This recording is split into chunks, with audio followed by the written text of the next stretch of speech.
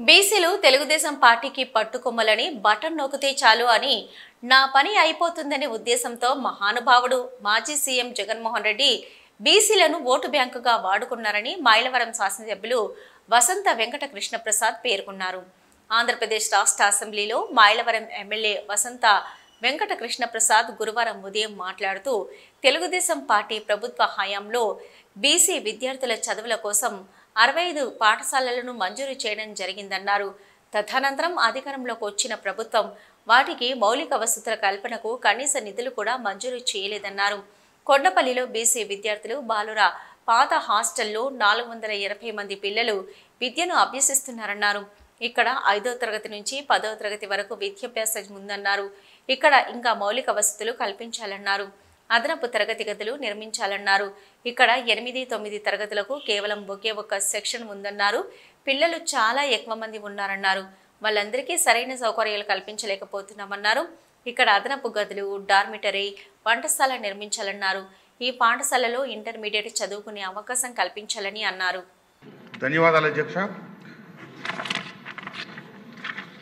బీసీలు తెలుగుదేశం పార్టీకి పట్టుకొమ్మలు కాబట్టి తెలుగుదేశం ప్రభుత్వ హయాంలో 65 పాఠశాలలు మంజూరు చేయడం జరిగింది అధ్యక్ష.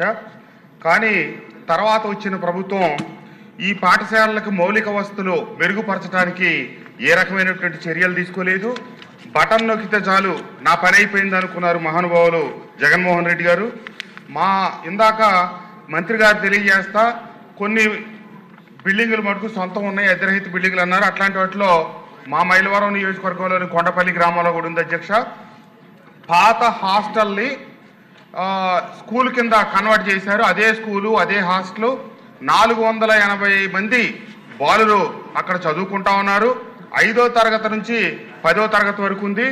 వాళ్ళకి అక్కడ చాలా వసతులు ఇంకా కావాల్సి ఉన్నాయి తప్పకుండా. ఎందుకంటే అదనపు తరగతి గదులు కావాలి.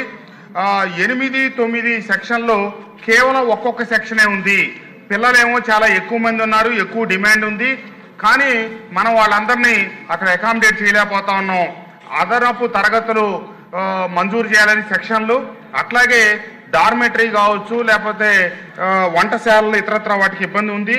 అదే కాకుండా ఇంటర్మీడియట్ కూడా 10 వరకు పూర్తయిన పిల్లలు చదువు ఆపకుండా వాళ్ళు ఇంటర్మీడియట్ కూడా తీసుకెళ్లే దానికోసం ఇంటర్మీడియట్ కూడా కేటాయించాలని, అలాగే మరీ ప్రధానంగా బీసీ బాలికలకి ఎన్టీఆర్ జిల్లాలో ఎక్కడ వసతి గృహం కానీ ప్రత్యేకమైనటువంటి గురుకులం కానీ లేదు.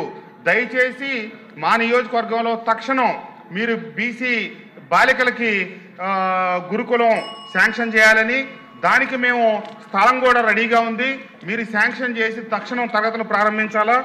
అలాగే ఇందాక ఏమైతే నేను చెప్పానో కొండపల్లి బాలుర హాస్టల్లో 480 మంది పిల్లలు ఉన్నారో చాలా చిన్న స్థలంలో ఉంది. దానికి ఆనుకోనే పోలీస్ శాఖ వారికి సంబంధించిన ఎకరం పైచిలుకు స్థలం ఉంది.